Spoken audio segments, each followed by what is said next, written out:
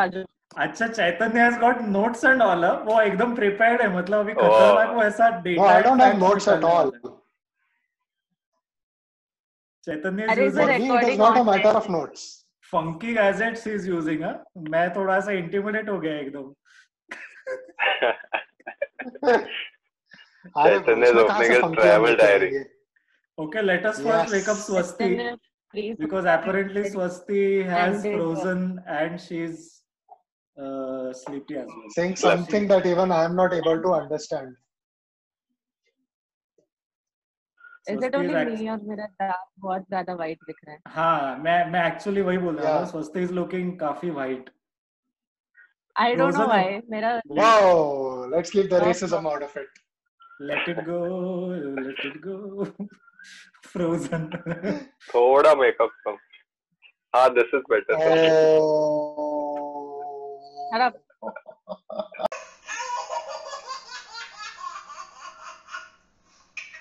Let's go. Anyway. And we are live for the part 2. So guys, welcome back to the channel. Welcome back to this podcast. We are discussing our travel vlogs or our travel destinations, where all we have traveled, what experiences we had, and where would we want to travel in the near future post this lockdown. So I have actually 3 different travel stories, but for the lack of time, I'll just stick to one particular travel, which for me has been one of the most interesting I'll have in my life probably. So what happened was in December end. So basically, I'll take you guys back to the movie Dil Chahta Hai. So watching Dil Chahta Hai, what came to our minds? The one thing that came to our mind apart from visiting Goa and doing some adult stuff. Road trip. So exactly. So I was always fascinated by road trips, and I learned driving quite late in my life when I was 21 or 22. But since then, I always wanted to do a road trip that was like really a long road trip. So during December end, about 21st of December, one Sunday I met a friend of mine called Harshad. We just randomly we were just randomly hanging out, having some coffee, and he was like, let's go to some place far off. Do you have time? I was like, yeah, I do have time. December end sounds cool too. So where do you want to go? So I was of the opinion like, okay, typical thing, Konkan, Goa, कहाँ जाएंगे? उससे ज़्यादा तो कहीं जा नहीं सकते. So he was like, I have a plan. Let's go to Chikmagalur. So my first question to him was, what the hell is Chikmagalur? I have no clue. So he actually Nobody better be shit talking Chikmagalur. I always get my coffee from there. Yeah. And I love my coffee. Yeah. Chikmagalur coffee is the best. Hands down, it's the best. Probably better than Coorg Wali coffee as well. So I was like, what the hell is Chikmagalur and where is it? So I thought maybe, it might be near Solapur or Karnataka border. That was my limit. We were sipping coffee, and God knows why, but he actually had a map, like a physical map. जैसे 8 या 10 folds में होता है वो वाला. And he just pulled it out, spread it over the table, and he was like, do you want to go to this place? I was like, what the hell is this place? He was like, this is Chikmagalur. I was like, how long, how far is it? It was like not far enough. It's just 730 kilometers from Pune. I was like, hold on. You want me to travel from Pune to a place which is 730 kilometers far? It was like, yes. And I was like, okay, but do we get air tickets? Do we get plane tickets? Do we get railway tickets? How does it work? So it was like, no, you have a car. We are just the both of us. So we'll pack our bags to the hilt. We'll pack up as much saman as is required, and we'll just get moving.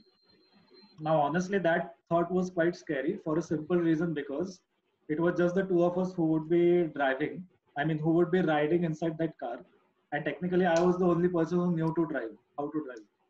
So, thoda sa pressure aa gaya tha mujhe, honestly, because I never had done such a long road trip. But then I was like, what the hell, let's try it out.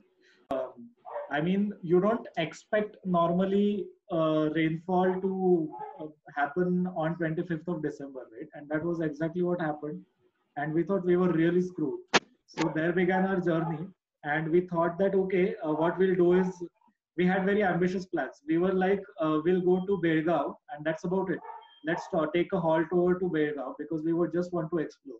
Now, for some reason, I realized that till Maharashtra ends, the roads are really bad. But once Maharashtra ends, the roads are really great, surprisingly. So we were expected to be in Belgaum by 6 p.m. and we were there actually in Belgaum by 2 p.m. So we were like, okay, let's go ahead. So we went all the way to Davangere, which is like 30 kilometers from Pune. And to my utter disbelief and surprise, I was actually in the town which served the original authentic Davangere dosa. And it was so cheap and it was so full of taste and quality. Both of us individually ate about 5 to 6 dosas per head. And we could literally walk to our hotel. And then we explored a lot of heritage temples and we explored a lot of heritage sites. We had awesome Chikmagalur coffee. And the best part was the food was super cheap and it was so tasty. Like I actually had tears in my eyes. I was like, why the hell do I pay 150 and 200 rupees for one dosa? Then I can actually get a much superior quality dosa for 40 rupees in Karnataka. So there was that. So this was the usual travel stories which can go on. But the one interesting thing that I really want to share with you guys is, so the entire trip happened. It was great. It was awesome. Chikmagalur is prominently a rainforest. It's a lot of fun to drive around there. It's so full of oxygen. You don't feel like coming back. We went there and stayed in a homestay. And there were insects. There were sounds of birds which I had never heard in my life.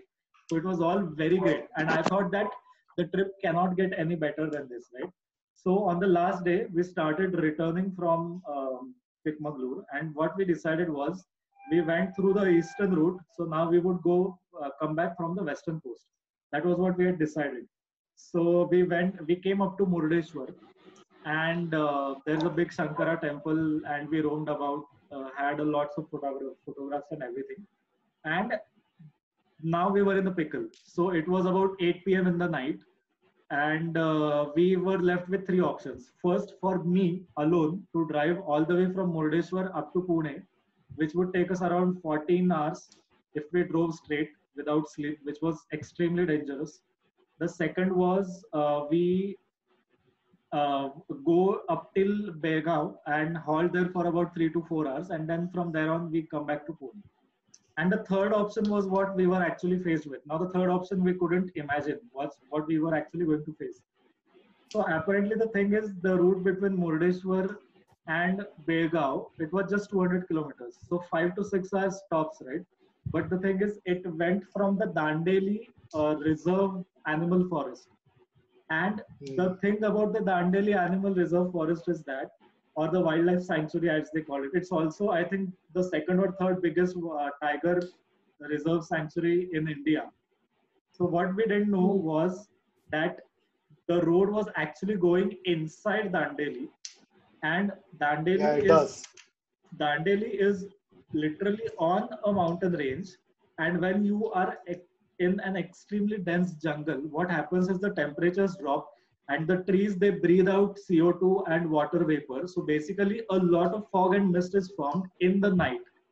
So when we were entering Dandeli, it was still okay because we were waiting for chai and water breaks and everything, and it was already 12. And according to my calculation, we should have reached Belgaum within 1 hour. We started ascending Dandeli, and the road got narrow. The road was great, but there were no street lights. The road started becoming narrow, and there came a point when my good friend Harshad, he just slept. He slept off because he was too comfortable inside the car. So basically it was me alone driving inside that jungle with a good road, but with zero visibility. So basically I couldn't see anything on my right, anything on my left, anything behind me. All I could see was what was ahead of me, and that too not great because the road was so damn straight that though my car has excellent headlights, it didn't matter because the headlights would just vanish inside the air. Now this was still okay. Now as we progressed and as the altitudes were increasing, the mist or the fog was still increasing. Harshad was falling more into deep sleep, apparently for no reason, or maybe he was getting very comfortable. At one point, literally I was scared like shit, and I didn't know literally what do I make. Like, if I would have turned my GPS or my Google Maps off, I had no range, so I would have had no clue whether I was going on the right path. Apparently, Google was showing me that I was on the right path, but with zero range. Harshad sleeping beside me, and with literally nothing but darkness around me. My And God. it was 1 a.m. in the morning inside Dandeli, which is a different state. All the signs that were there were in Kannadiga, which I couldn't make out at all. So I was literally scared and I didn't know what to do. How do I, like, where do I go from this? Like, I summoned all my mental energies and all I could think was like, okay, I have to move on and I have to move forward, and hopefully, Bega will appear real soon. And the more I went forward, the more I realized that my speed is reducing because the fog was so dense that my visibility first was 100 feet, then it was 50 feet, then it was 20 feet, and there came a point when my visibility was 10 feet. So there was no use of Oh, me even applying my wipers, and the water that we sprinkle on the windshield, that was getting over. My I think my car was starting to it started getting overheated because there were slight vapors or fumes from the engine side, and I really didn't know what to do. Now there came a point when I had to I was like, okay, I'll just park my car on the curb or the side of the road, which was full of mitti and mud. And when I thought that things would not get any shit scary from that point, I, for some reason, just turned off my headlight by one thing, and it was just the blinkers and the parking lamps. And at that time, I saw there were a couple of headlights very far off, like half a kilometer away. So I was like, okay, cool. So at least this is the right road. Apparently, what I was frightened most about was that this road leads to nowhere and it is a dead end. But apparently, it was not so. If vehicles were coming from that side, I was confident. Okay, cool. So this is a through and throughout road. So this road leads to somewhere. wow. Then after a while, after 10 seconds, I realized that there were a couple of more headlights, but two headlights were there on this side of the jungle, and two headlights were there on this side of the jungle, and two headlights were there on the road. Now I was like, on these two sides, there is no road. So why the hell are there headlights? Then the headlights started approaching in unison. And that was when I realized those weren't headlights, but those were actually the eyes of some animal. Now all I knew My was God. that I had read on that main board, which read, "Welcome to Dandeli, the second or third biggest tiger reserve in India." So I thought, okay, I still am in the car. I might get out of here alive. And I was still hopeful. But I knew that those weren't vehicles, those were something else. After a point, I realized that within 10 feet of distance, there was an animal and it was a huge stag.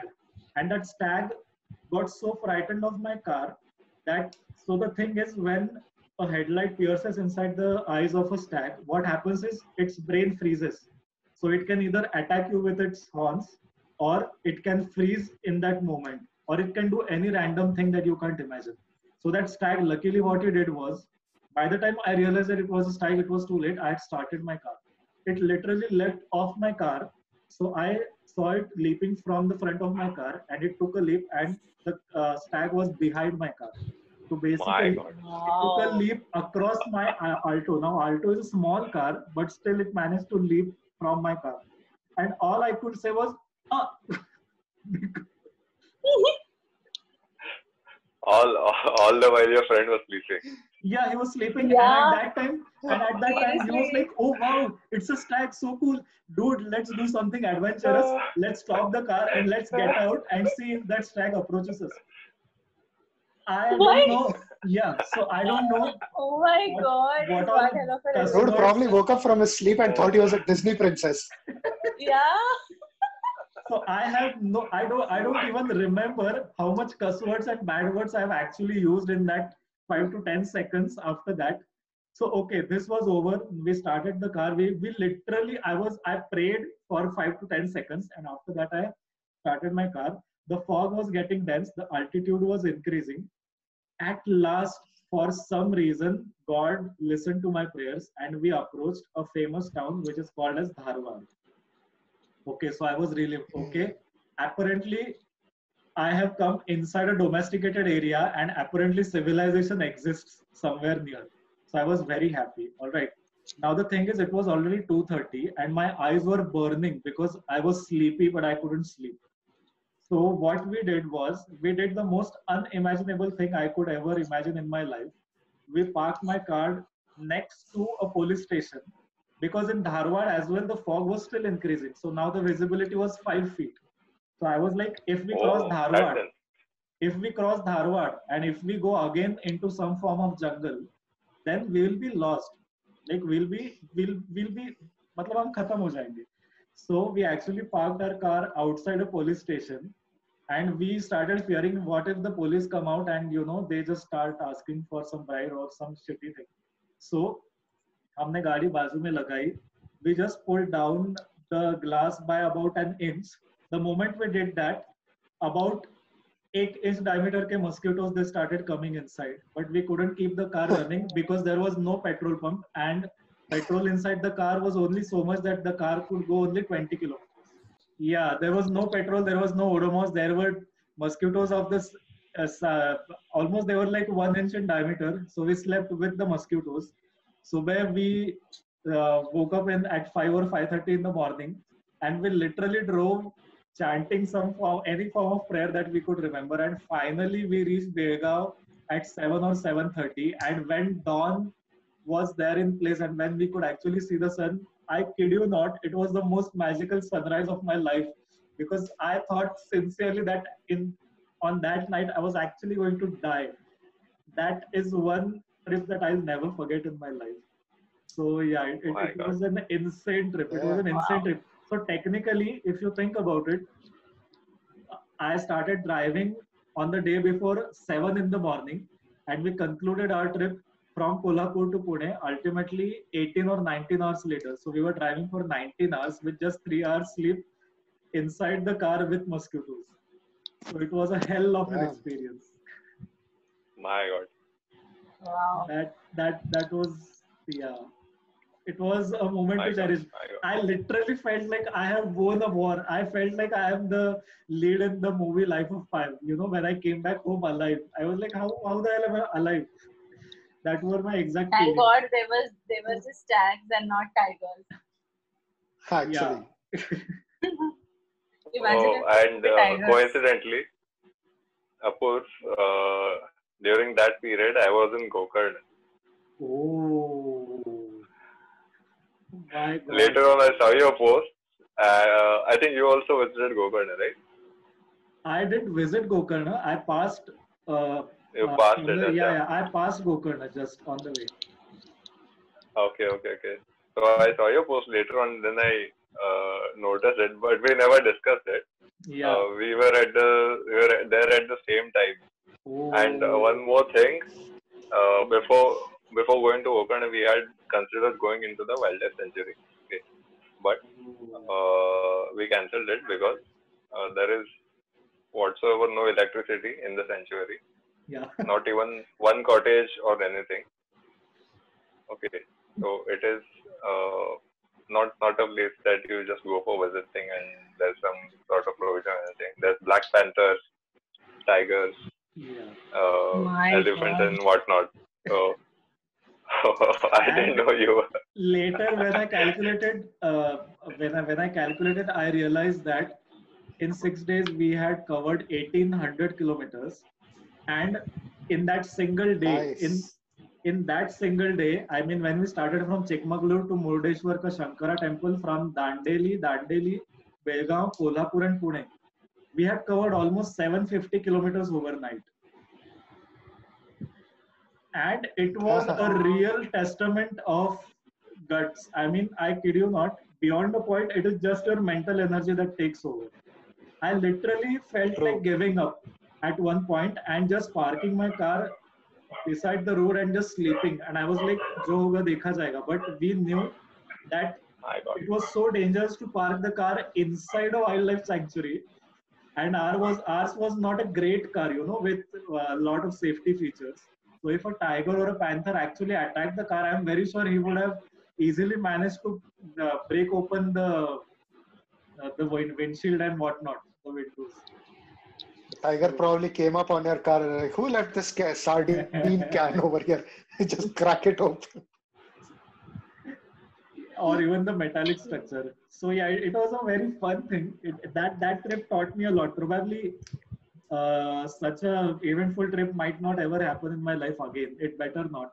So a lot of things to never take know. away from it. Yeah, I never know. So what were those headlights things? More eventful. Yeah, trip so the might happen. headlights. So the headlights, they were basically 3 antelopes or deers. I'm not really sure. They basically, dude. I have realized this with my own experience. The ones that we see in zoos, they are pathetically small in size, and the ones who are bred inside the jungles, they are huge. Like the antelope or the deer, whatever that was that I confronted, it was just standing on its 4 feet. It wasn't even like hunched on its rear 2 feet. So, trust me, wild animals सिर्फ सुंदर दिखते हैं discovery पे. When you confront them, you get shit scared. That's what I've come to a realization. I could imagine you saying that in Hindi and using a certain word. Yeah. So yeah, that was about me. So in the last segment of this podcast on traveling, I would like to know if there are any particular items on your bucket list in terms of traveling, or some quirky tales that you have of traveling in the past. So let's take it from Swasti, I think. Swasti, where would you want to go post-lockdown once the things are like post-lockdown? I was actually planning on a trip somewhere between March, April to go either somewhere in Nepal or maybe Meghalaya or something. Nice. I was just looking at certain itineraries, but then lockdown happened, obviously. So yeah, Uttarakhand, Meghalaya, these are few places I really want to explore. Nice. There are, if you guys don't know, there are very small villages in Himachal that has not been explored yet. Very few bloggers or vloggers have actually written and documented about those small places. I don't remember a lot of names, but I read a lot of blogs about these places in Himachal, and I've saved it on my Facebook saved pages. Mm-hmm. So these small villages I really would like to explore because they're really beautiful, and I love mountains and meadows. I mean, there's nothing like mountains and meadows. I am actually from Kerala, born and brought up in Bombay, both being coastal areas, but I don't like beaches that much. I'm not a beach person, so I like mountains. So these small villages I would really like to explore, and also I want to go to Pondicherry once. I want to explore the Auroville. There are a lot of places on my bucket list. Actually, it's not just one or two. Entire India and then entire world. There's a lot of places I want to be in. Yeah, solar system, Mars. There is one more thing that I want to do, and we have discussed this. I want to go on a very long road trip. Yeah. Or throughout North India. So maybe starting from Bombay or Pune to, crossing most of the states, Gujarat, Rajasthan, Punjab, Himachal, Uttarakhand. So I really want to do that because I am a big fan of road trips. I love road trips. Awesome. Yeah. So Ninad, what about you? Like some things that you would like to visit? I dream of visiting Bhutan on a bike. Now we are talking. Do you know that Bhutan ka naya rule, Ninad? I'm sorry to interrupt. Which is? There was something I do remember about a month. Charge any tourist for the neighboring countries, but now they are going to charge some certain amount to Indian tourists. No, I didn't know that. All the better. This will be effective from I think July or August of this year. So they are going to charge some $2,000 or something. I don't know if it is per day or I don't know the exact thing, but they are going to charge. Okay. Because, nice. Yeah, it's to conserve their country. And it's basically to boost their economy because their economy doesn't know anything apart from tourism. But then, that makes sense. But Bhutan is like mind-blowingly beautiful. It is. It is. I have been It close is. to One of the Bhutan. reasons is I've been to Sikkim, and Sikkim and Bhutan are neighbors. So both of them share the same ecology. And there is wow. Sikkim is like the heaven on earth. I'll discuss about Right. Sikkim sometime later. But all I can say is Sikkim is the heaven on earth. And I'll just share a small thing. Uh, Once when we were in Sikkim, we wanted to have some bottled water because, of course, when you go to another state, you are not really habituated with the salts in the local water. So a guy actually came up to me with a jar of water and he was like, "ये P के देखो." I was like, "Why?" मुझे नहीं पीना ये. उसने बोला, "ये पी के देखो. You will not get drinking water like this ever in your life again unless you visit this place." And I kid you not, I'm very proud of the fact that I live in Pune because Pune has a very good water taste, and I boast about the fact that I can recognize taste of water and the salinity of water and whatnot. But trust me, that water tasted like nectar. Like Oh, it was probably better than any fruit juice I had ever had in my entire life. I can still feel that taste on the tip of my tongue. It was that good. So if you guys ever go to Bhutan, and viewers, if you ever go to Sikkim and Bhutan, do anything that you want, but please taste the water and tell me how you felt it. I don't think you will be disappointed. oh yes. So Bhutan, on the bucket list is a bike trip to Bhutan, not just a road trip, a bike trip to Bhutan. That's cool. That's cool. That's cool. Bhutan, obviously, like you said, it is very beautiful. Yes. Apart from that, the only carbon negative country, I want to know how it feels to be in one. Wow. Living in Mumbai, I know I know how it feels to be in the exactly opposite environment. Correct. Apart from that, Bhutan is also, the people I hear are very, very warm over there. True. Photography is a huge, huge opportunity over there. So these things are